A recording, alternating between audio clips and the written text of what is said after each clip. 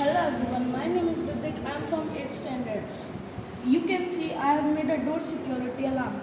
You will be alerted if anyone wants to enter in your home without your permission. Let's see. I have used one electric buzzer, one switch, one battery, one holder and a plastic straw. When this gate will open, you can see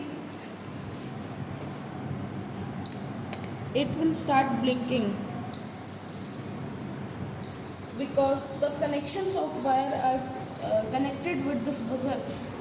You will be alerted if anyone stranger person will enter your home. Thank you.